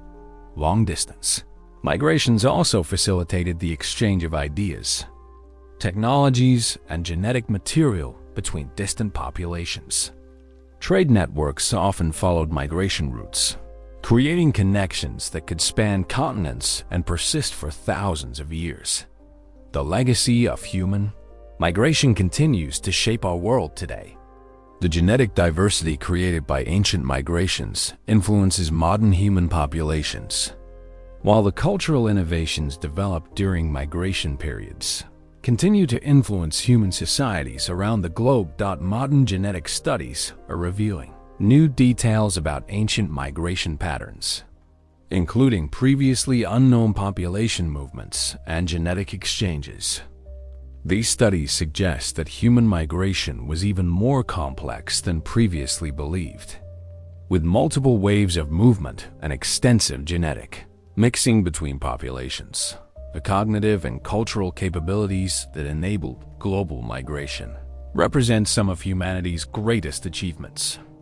The ability to navigate across unknown territories, adapt to diverse environments, and maintain cultural continuity across vast distances required unprecedented levels of intelligence, cooperation, and innovation. Climate change played a crucial role in driving and enabling many migrations. Ice ages created land bridges that allowed movement between continents, while changes in rainfall and temperature patterns opened new habitable regions and forced populations to seek new territories. The development of transportation technologies was essential for many migrations. Early boats, sleds, and other transportation devices enabled humans to cross water barriers, traverse difficult terrain, and carry the equipment necessary for survival in new environments. Migration also drove technological innovation, as groups encountered new environments and challenges that required creative solutions. Many important human technologies, from cold weather clothing to maritime navigation systems, were developed in response to migration challenges. The social networks that supported migration were often extensive and sophisticated. Successful migrations required knowledge about distant territories, resources, and conditions that could only be obtained through contact with other groups. These information networks were crucial for planning and executing successful journeys. The psychological aspects of migration were equally important. Leaving familiar territories for unknown destinations required courage, determination, and the ability to maintain group cohesion under stress. The cultural mechanisms that supported these psychological needs were crucial for migration success. Modern studies of migration and hunter-gatherer societies provide insights into how ancient migrations might have been organized and executed. These studies reveal that migration is often a carefully planned process involving extensive preparation, route selection, and risk management. The environmental knowledge required for successful migration was encyclopedic in scope. Migrants needed understanding of climate patterns, resource availability, terrain challenges, and potential dangers across vast and unfamiliar territories. Acquiring and transmitting this knowledge required sophisticated information systems. The timing of migrations was often crucial for success. Seasonal variations in weather, resource availability, and travel conditions could make the difference between successful colonization and disaster. Understanding these temporal patterns required advanced planning abilities and environmental knowledge. The Great Human Migration represents one of our species' most remarkable achievements. It demonstrates the extraordinary adaptability, courage, and innovation that characterize human societies and provided the foundation for the global civilization we know today. The legacy of these ancient journeys continues to influence human societies and reminds use of our species' incredible capacity for exploration and adaptation. Chapter 10. Language Birth. The emergence of human language represents perhaps the most profound transformation in the history of our species. While other animals communicate through calls, gestures, and chemical signals, only humans developed the complex symbolic systems that we call language systems capable of expressing infinite ideas, transmitting detailed knowledge across generations, and creating the shared realities that bind societies together. Understanding how language evolved is one of the greatest challenges in studying human prehistory. Language itself doesn't fossilize, leaving researchers to piece together its origins from indirect evidence changes in brain structure, the development of art and symbolic behavior, and the increasing complexity of technologies that would have required sophisticated communication to develop and transmit. The story of language evolution begins millions of years ago with the earliest hominins, who likely communicated through a combination of gestures, vocalizations, and facial expressions similar to modern apes.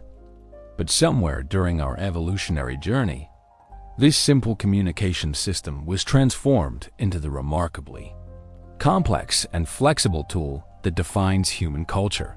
Recent research suggests that the foundations for language may have been laid much earlier than previously thought.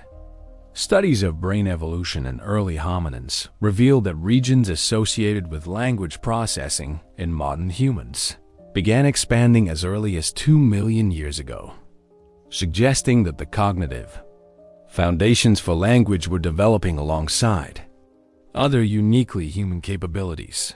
The relationship between tool-making and language development has become a central focus of research into language origins.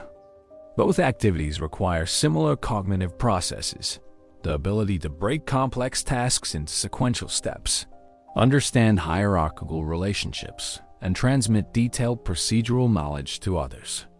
Archaeological evidence suggests that these capabilities evolved together, each reinforcing the other. The Oldowan tool industry, dating to 2.6 million years ago, required knowledge that could only be effectively transmitted through some form of teaching.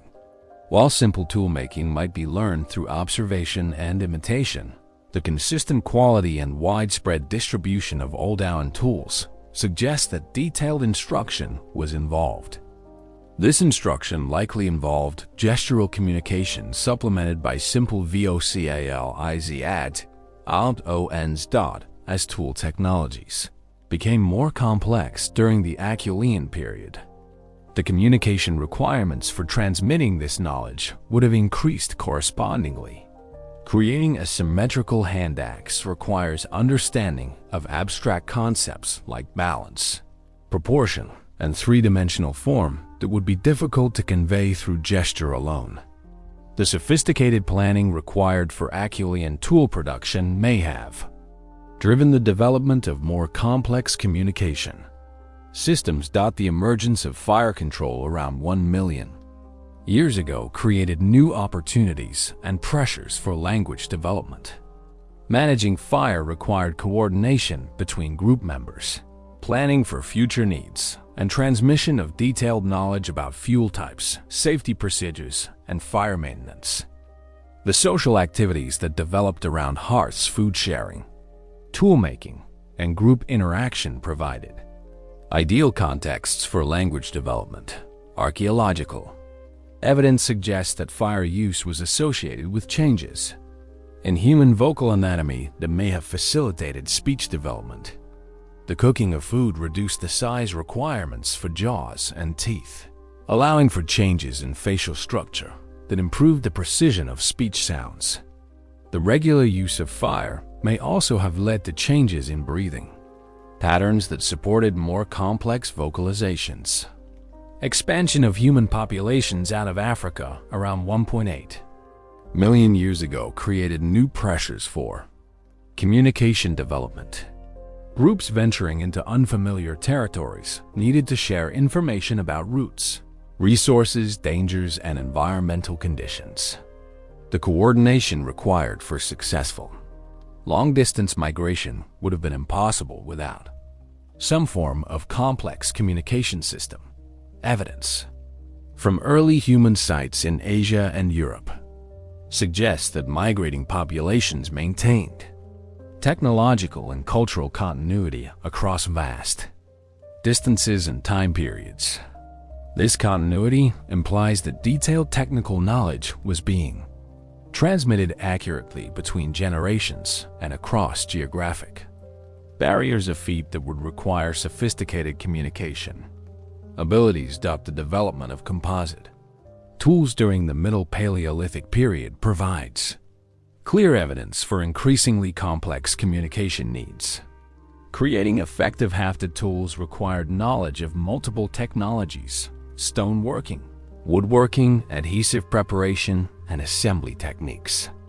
The coordination of these different skill sets within groups would have required detailed verbal instruction and planning. Archaeological evidence also reveals the emergence of regional technological traditions during this period, with different populations developing distinctive tool styles and techniques. This regional variation suggests that cultural information was being transmitted within groups, while remaining distinct between populations, a pattern that implies the existence of sophisticated communication systems capable of maintaining cultural boundaries. The emergence of symbolic behavior during the Middle Stone Age provides more direct evidence for language development. The creation of ochre-based pigments, decorative objects, and eventually cave art required concepts of representation, meaning, and shared symbolism that are fundamental to language. These behaviors suggest that humans had developed a cognitive capacity for symbolic thinking that underlies all human communication. The famous Blombos cave engravings from South Africa, dating to around 75,000 years ago, represent some of the earliest clear evidence for symbolic behavior. These geometric patterns required planning, symbolic thinking, and possibly shared meaning within the group that created them. The consistency of the patterns suggests they may have represented an early form of symbolic communication. Burial practices that emerged during the Middle Paleolithic provide another line of evidence for language development.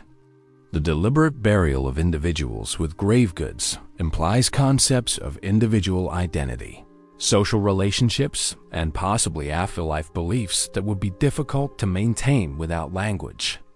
The coordination required for burial ceremonies would also have required complex communication. The explosion of artistic and symbolic behavior during the Upper Paleolithic, beginning around 40,000 years ago, suggests that fully modern language capabilities had evolved by this time. The cave art of sites like Lascaux and Altamira demonstrates sophisticated symbolic thinking, narrative concepts, and shared cultural meanings that could only exist within communities with complex language systems. The technical sophistication of Upper Paleolithic technologies also implies advanced communication abilities. The production of compound tools, the development of projectile weapons, and the creation of complex hunting strategies would have required detailed verbal instruction and coordination. The rapid spread of new technologies across vast distances suggests efficient communication networks. Musical instruments appear in the archaeological record during the Upper Paleolithic, providing another line of evidence for advanced communication abilities. The creation and use of flutes, drums, and other instruments suggest that humans had developed sophisticated understanding of acoustic properties and symbolic expression through sound. The relationship between music and language in human evolution remains an active area of research. Some scholars argue that music and language evolved together from a common ancestor, while others suggest that musical abilities provided stepping stones toward language development.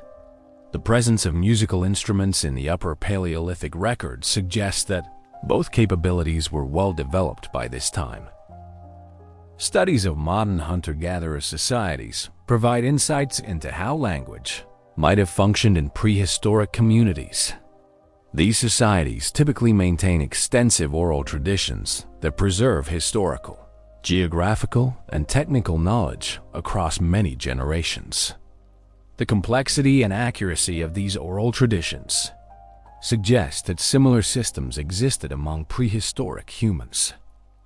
The social functions of language in hunter-gatherer societies extend far beyond simple information transfer. Language serves to maintain group cohesion, establish and reinforce social relationships, transmit cultural values, and create shared identity. These social functions were likely equally important in prehistoric communities and may have been primary drivers of language evolution. The development of trade networks during the Paleolithic period provides evidence for communication abilities that extended beyond immediate group members. The exchange of materials and ideas across hundreds of miles would have required some form of lingua franca or translation capabilities that allowed different groups to communicate effectively. Genetic studies of modern human populations have revealed clues about the timing of language evolution. Mutations in genes associated with speech and language processing suggest that modern language capabilities evolved relatively recently in human history, possibly within the last 200,000 years. However, the complex cognitive foundations for language likely developed much earlier. The FOXP2 gene, often called the language gene, provides insights into the evolution of speech capabilities. Variations in this gene are associated with speech and language disorders in modern humans, and the human version differs from that found in other primates in ways that may have enhanced our communication abilities. Archaeological evidence suggests that the development of language was closely tied to changes in social organization. As human groups became larger and more complex, the need for sophisticated communication systems increased correspondingly. Language may have been both a response to and a driver of increasing social complexity. The role of gestural communication in language evolution has received increasing attention from researchers. Many aspects of human language show similarities to gestural communication systems, and some scholars argue that spoken language evolved from an earlier gestural communication system. Archaeological evidence for this theory remains limited, but the coevolution of tool use and communication suggests possible connections. The development of symbolic representation appears to have been crucial for language evolution. The ability to use one thing to represent another, whether through cave paintings, carved figures, or spoken words, required cognitive capabilities that distinguish humans from other species. This symbolic thinking may have been the key breakthrough that enabled fully modern language. The preservation and transmission of cultural knowledge through language became increasingly important as human technologies and social systems became more complex. Language allowed groups to maintain detailed knowledge systems across generations, enabling cumulative cultural evolution that accelerated technological and social development. The emergence of teaching behaviors during human evolution was closely linked to language development. While other animals can learn through observation and imitation, complex teaching requires communication abilities that allow experienced individuals to guide novices through detailed procedures and concepts. The sophistication of Paleolithic technologies suggests that formal teaching was well developed by this time. Regional dialects and language families likely began developing as human populations spread across the globe and became isolated from each other. Archaeological evidence for regional technological traditions suggests that cultural divergence was occurring by the Middle Paleolithic, possibly including linguistic divergence. The social rituals and ceremonies evident in Upper Paleolithic sites suggest that language was being used for complex social functions beyond practical communication. Ritual activities often involve specialized vocabulary, formal speech patterns, and shared symbolic meanings that require sophisticated language capabilities to develop and maintain. The relationship between language and consciousness remains one of the most intriguing aspects of human evolution. Some researchers argue that language was essential for the development of modern human consciousness and self-awareness, while others suggest that consciousness was necessary for language development. The emergence of both capabilities during the Upper Paleolithic suggests they may have co-evolved. The development of counting and mathematical concepts, evident in some Upper Paleolithic artifacts, suggests that language had evolved capabilities for abstract thinking and symbolic manipulation. The ability to use language to discuss quantities, relationships, and abstract concepts represents a major cognitive achievement. Modern computational models of language evolution are providing new insights into how complex communication systems might have emerged from simpler beginnings. These models suggest that small changes in cognitive capabilities or social organization could have triggered rapid evolution toward modern language abilities. The study of language evolution continues to be one of the most active and exciting areas of research into human prehistory. New discoveries in archaeology, genetics, and cognitive science are constantly refining our understanding of how and when human language capabilities emerged. The birth of language represents one of the most significant events in the history of life on Earth. It enabled cumulative cultural evolution that distinguishes human societies, facilitated the complex cooperation that allowed global expansion, and created the symbolic worlds that define human experience. Understanding this remarkable transformation helps us appreciate both our evolutionary heritage and the extraordinary capabilities that make us uniquely human.